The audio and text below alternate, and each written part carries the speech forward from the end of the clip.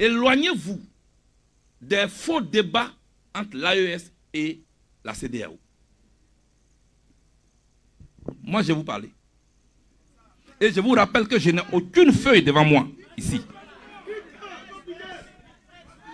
On vous dit oui, il ne faut plus collaborer avec le Burkina Faso. Il ne faut plus collaborer avec le Mali. Il ne faut plus collaborer avec le Niger. Mais pourquoi? Parce qu'ils ont créé l'AES et ils sont sortis, il faut les punir. On va interroger l'histoire. Je vais prendre l'exemple du Royaume-Uni. Le Royaume-Uni a eu des difficultés même pour entrer dans la CE, la communauté économique et européenne. 2 candidatures rejetées 2 fois.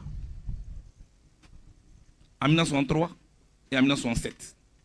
Ce n'est qu'en 1973 que le Royaume-Uni a été admis dans la CE. Pour finalement signer l'accord de Maastricht en 1992 pour être membre de l'Union européenne. Mais pendant ce temps, la France commerçait avec le Royaume-Uni. L'Amérique commerçait avec le Royaume-Uni. Tout récemment, en 2016, il y a eu un référendum en Angleterre. Et les Anglais ont dit non à l'Union européenne. Et le 31 janvier 2016, je précise des dates précises. Le 31 janvier 2016, le Royaume-Uni sort de l'Union européenne. Mais la France n'a pas rejeté le Royaume-Uni. Le Portugal n'a pas rejeté le Royaume-Uni. L'Italie n'a pas rejeté le Royaume-Uni. La Belgique n'a pas rejeté le Royaume-Uni. Bien au contraire, ils ont engagé des discussions qui ont duré 4 ans. Le référendum a eu lieu en 2016, mais la sortie a été actée en 2020, après avoir trouvé un accord pour voir comment réévaluer, réorienter les relations entre l'Union européenne et l'Angleterre.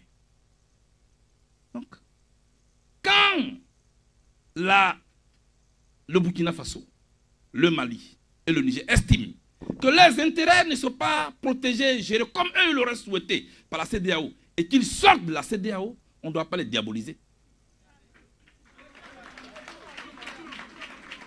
On doit s'asseoir avec eux, pour discuter avec eux, pour voir maintenant, évaluer, réorienter les relations que la CEDEAO devrait entretenir avec ces pays. Parce que entre ces pays circulent des hommes, circulent des capitaux, circulent des biens. Pour que nous puissions quitter les Afriques pour vivre dans l'Afrique.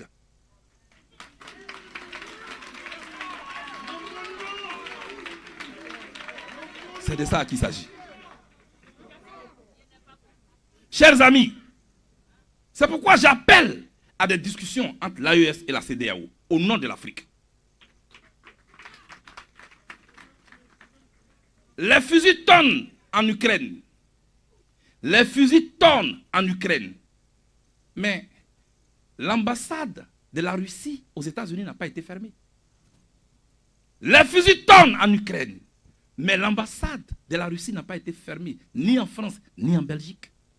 Voilà comment eux ils se gèrent. Et ils considèrent les intérêts de leur peuple. Quand ici nous sommes dans les émotions. Chers amis,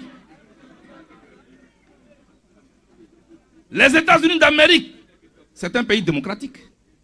Mais son plus grand partenaire dans le monde, c'est qui? C'est la Chine. Pourtant, la Chine est communiste. Mais les deux commercent. Voilà comment le monde évolue. Ne laissons pas le périphérique nous distraire. Concentrons-nous sur l'essentiel. Chers amis, voilà ce que je voulais vous dire.